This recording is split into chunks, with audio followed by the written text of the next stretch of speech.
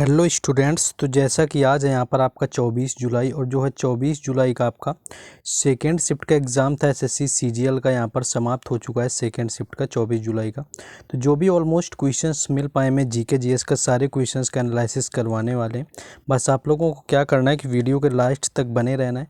बाकी साथ साथ वीडियो को लाइक और शेयर ज़रूर करें और चैनल को सब्सक्राइब करना तो बिल्कुल भी ना भूलें, क्योंकि हर एग्ज़ाम का हर शिफ्ट का एनालिसिस यहाँ पर आपको मिलता है।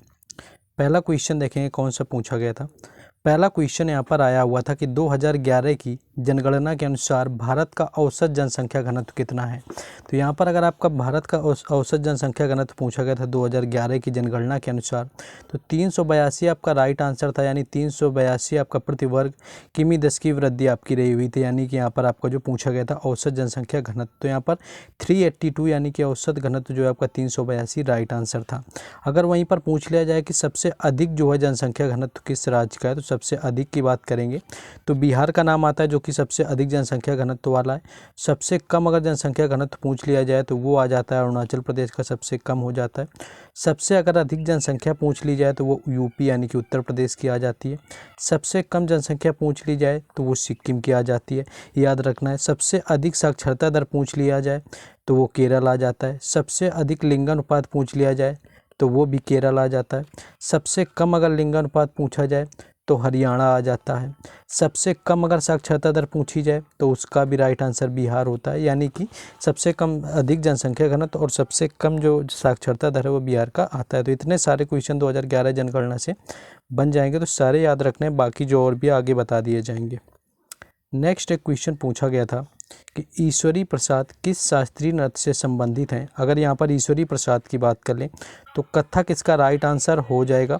जिससे कि ईश्वरी प्रसाद का संबंध है कथक की बात कर लें तो कथक जो है ये उत्तर प्रदेश का आपका शास्त्रीय नृत्य होता है, उत्तर प्रदेश का कथक। और भारत के अगर कुल शास्त्रीय नृत्यों की बात करें तो उसमें 8 शास्त्रीय नृत्य कुल होते हैं, जिसमें कि अगर बात कर लें 8 कौन कौन से होंगे तो मोहिनी अट्टम की बात कर लें, जो मोहिनी अट्टम होगा और कथकली होगा, ये दोनों केरल से संबंधित हैं। कुचिपुड़ी आंध्र प्रदेश से, भरतनाट्यम तमिलनाडु से, मणिपुरी मणिपुर से, ओडिसी नृत्य ओडिशा से, क्षत्रिय नृत्य जो होता है वो असम से संबंधित है। तो इस तरह से कुल 8 शास्त्रीय नृत्य होते हैं।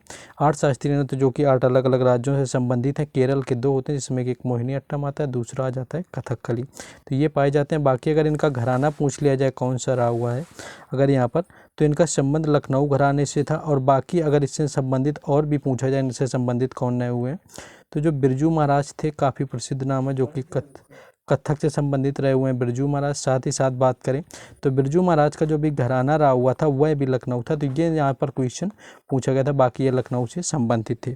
तो ये क्वेश्चन सारे जो है यहाँ पर याद रखेंगे आपके शास्त्रीय नृत्य से जो भी पूछे गए थे। बाकी जो डाउट होता है क्वेश्चन को लेकर वो आगे आप कमेंट कर देंगे अगर कोई क्वेश्चन दूसरा रहा हुआ है। नेक्स्ट क्वेश्चन देखेंगे। नेक्स्ट जो क्वेश्चन आया हुआ था ये पूछा था कि सिविल सेवा में शामिल होने वाले पहले भारतीय कौन थे। अगर सिविल सेवा में पहले होने वाले भारतीय की बात करें तो सत्येंद्र नाथ जो टैगोर थे ये पहले भारतीय बने जो सिविल सेवा में शामिल हुए थे। अगर इनकी बात कर लें कि ये कौन थे तो रविंद्रनाथ टैगोर के भाई थे सत्येंद्र नाथ टैगोर, जो कि पहले भारतीय बने हुए।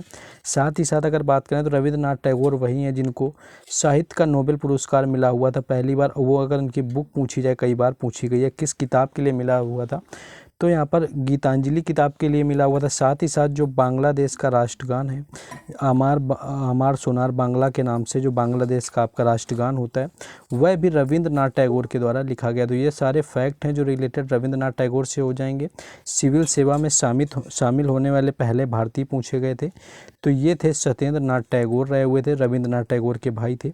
इन्होंने 1864 में यानी कि 1864 जो है इसमें सिविल सेवा पास की हुई थी। इसके 3 पश्चात बाद अन्य भारतीयों ने भी सफलता पास की हुई थी। पहले जो सिविल सेवा का इंग्लैंड एग्ज़ाम है वो इंग्लैंड में हुआ करता था, उसके बाद से आपका भारत में होने लगा था। सत्येंद्र नाथ जब एग्ज़ाम दिया था उसके बाद से यहाँ पर होने लगा था।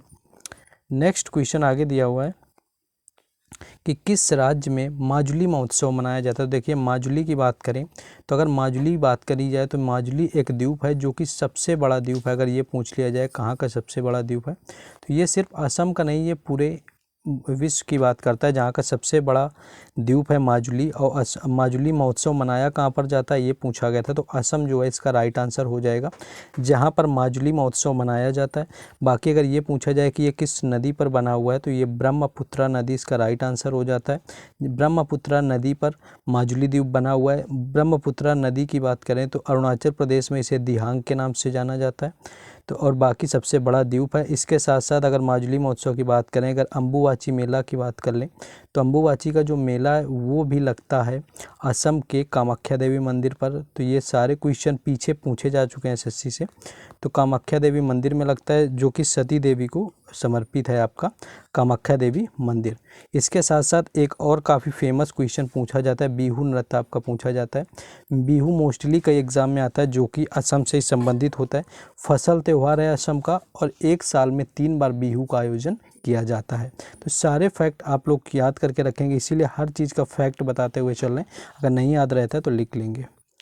नेक्स्ट क्वेश्चन देखेंगे कि उस्ताद हस्सू खान और उस्ताद नत्थू खान किस घराने से संबंधित थे। अगर उस्ताद हस्सू खान और उस्ताद नत्थू खान की बात करें, तो इनका जो घराना है यहाँ पर ग्वालियर राइट आंसर हो जाएगा, जो कि इनका संबंध है ग्वालियर घराने से रहा है, जो कि मध्य प्रदेश के अंतर्गत आता है। और इसका जो उद्गम हुआ है मुगल साम्राज्य के समय में हुआ था, यानी कि 1526 में इसका उद्गम हुआ था। और 1526 तभी हुआ था जब बाबर आया था, और बाबर ने इब्राहिम लोदी को 1526 में पानीपत की प्रथम लड़ाई जिसे कहते हैं उसमें हरा करके मुगल साम्राज्य की नींव दिल्ली पर डाली थी। इसके बाद 1556 आता है। 1556 के अंतर्गत अकबर ने हेमू को हराया हुआ था, और ये थी पानीपत की दूसरी लड़ाई।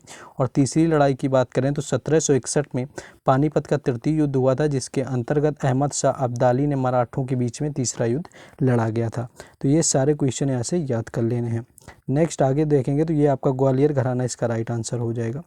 नेक्स्ट आगे बढ़ेंगे, लेकिन उससे पहले ये पेड पीडीएफ के बारे में बता दें कि ये जो सारे क्वेश्चन हैं आपको टेलीग्राम चैनल पर फ्री ऑफ कॉस्ट दिए जाते हैं। जितने वीडियो के अकॉर्डिंग आपको दिखाई दे रहे हैं, सारे क्वेश्चन की सेम ऐसी पीडीएफ टेलीग्राम ग्रुप का जो पब्लिक ग्रुप है उसमें डाल दिए जाते हैं, पीडीएफ बना के चारों शिफ्टों का शाम में। तो लिंक जो है दोनों को व्हाट्सएप ग्रुप और टेलीग्राम का डिस्क्रिप्शन में दिया हुआ है। लेकिन अगर आप पेड पीडीएफ खरीदना चाहते हैं तो आपको ये नंबर दिया हुआ है, यहाँ पर व्हाट्सएप पर कॉन्टैक्ट कर लेना। आपको पेड पीडीएफ मिल जाएगी 28 जुलाई तक, जब से आपका एग्ज़ाम शुरू हुआ है। इसके फ़ायदे क्या हैं पेड के, तो इसमें क्या होता है, ज़्यादा से ज़्यादा जो क्वेश्चन आप बाद में ढूंढे जाते हैं, यानी पूरे दिन में 100 क्वेश्चन में से मिलते हैं, तो 80+ यानी कि 80+ क्वेश्चन आपको दिए जाते हैं।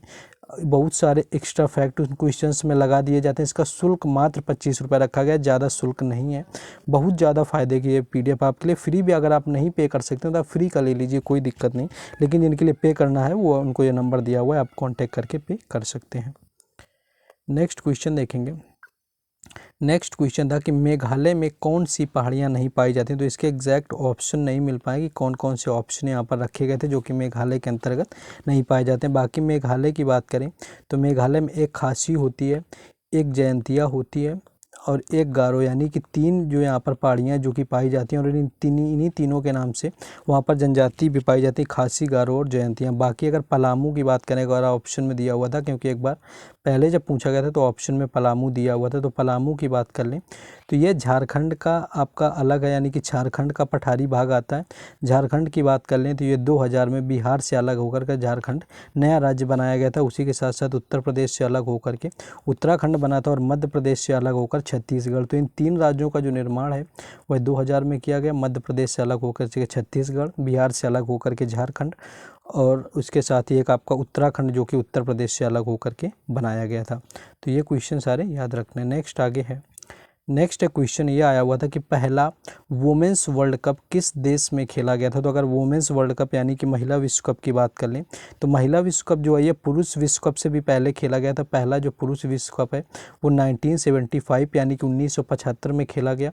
लेकिन उससे 2 साल पहले 1973 में पहला महिला विश्व कप खेला गया था। यहाँ पर देश पूछा गया था कि किस देश में इसको खेला गया था, तो इंग्लैंड इसका राइट आंसर था। इंग्लैंड में इसको खेला गया था।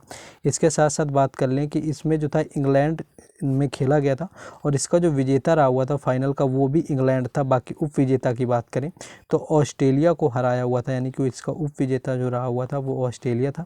बाकी विजेता इंग्लैंड रहा हुआ था। आयोजन जहां पर हुआ था वो इंग्लैंड में हुआ था 1973 में, मेंस वर्ल्ड कप से पहले, जो कि 1975 में खेला गया था।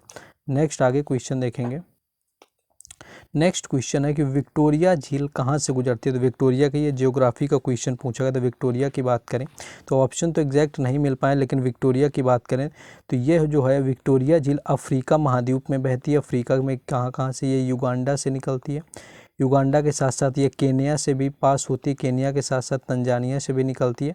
तो इन्हीं में से कोई ऑप्शन दिया होगा, शायद केन्या ऑप्शन दिया होगा, जो कि राइट आंसर था।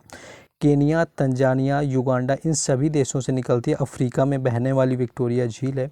और नील नदी विक्टोरिया झील से निकलती है, यानी कि जो नील नदी की अगर बात करें उद्गम की, तो नील नदी का जो उद्गम है वो विक्टोरिया झील से होता है और भूमध्य सागर में यह जाकर के मिल जाती है। नेक्स्ट क्वेश्चन आगे देखेंगे। विक्टोरिया झील की बात करें तो विश्व की सबसे बड़ी उष्णकटिबंधीय झील होती है। नेक्स्ट देखेंगे।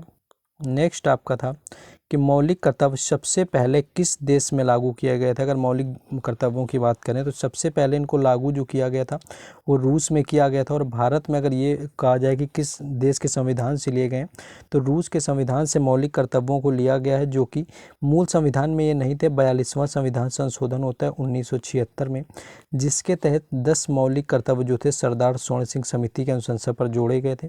उसके बाद 2002 में 46वां संविधान संशोधन होता है और एक और मौलिक कर्तव्य जोड़ा गया। तो वर्तमान में कुल 11 मौलिक कर्तव्य जो हैं भारतीय संविधान में शामिल है। इनका अगर भाग पूछा जाए, इनका अनुच्छेद है 51A, और भाग की बात कर लें तो भाग 4A के तहत इनको रखा गया मौलिक कर्तव्यों को। बाकी मौलिक अधिकार की बात करें तो मौलिक अधिकार जो हैं भाग 3 में रखे गए हैं, अनुच्छेद 36 से लेकर के 51 तक हैं। देश पूछा जाए तो अमेरिका से, यानी कि USA यानी कि यूनाइटेड स्टेट ऑफ अमेरिका से मौलिक अधिकारों को लिया गया है। मौलिक कर्तव्य की बात करें तो ये रूस से लिए गए हैं। नेक्स्ट एक फिजिकल डेंसिटी आपका डिफिसिट, यानी कि राजस्व घाटा पूछा गया था कि राजस्व जो घाटा होता है उसका फॉर्मूला पूछ लिया गया था। राजस्व घाटा की बात करें तो कुल राजस्व जो व्यय होता है, यानी कि जितना खर्च हो जाता है उसमें कुल राजस्व प्राप्तियाँ, यानी जितना फ़ायदा होता है, जो कुल खर्च से जब आप जो आपका व्यय होता है यानी प्राप्त होता है उसको जब माइनस करते हैं तो यहाँ पर राजस्व घाटा आ जाता है। बाकी बात करें तो राजस्व घाटा तब होता है जब आय से अधिक खर्च हो जाता है, यानी व्यय पर अधिक लग जाता है, तब वहाँ पर राजस्व घाटा होता है। नेक्स्ट क्वेश्चन देखेंगे, लेकिन उससे पहले अगर चैनल को सब्सक्राइब ना किया हो तो कर लें। बाकी लाइक और शेयर तो ज़रूर करेंगे। इन क्वेश्चंस का जो PDF है टेलीग्राम चैनल और व्हाट्सएप ग्रुप पर मिलेगा, जिसका लिंक डिस्क्रिप्शन में दिया गया है। नेक्स्ट कुछ ग्रेन प्रोडक्शन से रिलेटेड आया हुआ था, एग्जैक्ट क्वेश्चन नहीं है, तो इसको अगर बाकी जिनका एग्जाम था वो एग्जैक्ट कमेंट में बता देंगे। अगर ग्रेन प्रोडक्शन की बात करें कि किस पंचवर्षीय योजना में लागू हुआ था, तो तीसरी पंचवर्षीय योजना इसका राइट आंसर हो जाएगा, क्योंकि तीसरी पंचवर्षीय योजना में ही हरित क्रांति लागू हुई थी, जिसके तहत ग्रेन प्रोडक्शन जो था वो बढ़ाया गया था। हरित क्रांति की बात करें तो नॉर्मन बोरलॉग अगर विश्व में जनक पूछा जाए कौन है, तो नॉर्मन बोरलॉग पूरे विश्व में जनक हैं। बाकी अगर भारत में पूछा जाए तो MS स्वामीनाथन हो जाता है, पूरे भारत में MS स्वामीनाथन इसके जनक हो जाएंगे। सबसे पहले शुरू करने वाला जो राज्य था वो पंजाब रहा हुआ था, तो ये 1965 में सबसे पहले शुरू हुई थी तीसरी पंचवर्षीय योजना के तहत। और पहली पंचवर्षीय योजना हेराल्ड डोमर मॉडल पर आधारित थी, दूसरी महालनोबिस मॉडल पर आधारित थी और तीसरी में शुरू किया गया था। तो इस तरह से अगर यही क्वेश्चन था तो एग्जैक्ट कमेंट करके बता देना है। नेक्स्ट क्वेश्चन ये डाउटफुल था कि ICC T20 वर्ल्ड कप जो 2021-22 में किस खिलाड़ी ने डेब्यू किया था। अगर यहाँ पर प्लेयर का नाम पूछा गया था कि किसने डेब्यू किया हुआ है, तो हर्षल पटेल इसका राइट आंसर हो जाएगा, जो कि एक गेंदबाज हैं। इन्होंने T20 वर्ल्ड कप के बाद में डेब्यू किया हुआ है। इनका पहला T20 वर्ल्ड कप रहा हुआ था और इन्होंने 22 T20 अब तक ये मैच कुल खेल चुके हैं। नेक्स्ट क्वेश्चन देखेंगे। नेक्स्ट जो एक क्वेश्चन है यहाँ पर पूछा गया था कि जो प्रज्वला चैलेंज योजना है, प्रज्वला चैलेंज योजना वो किस मंत्रालय के द्वारा शुरू की गई।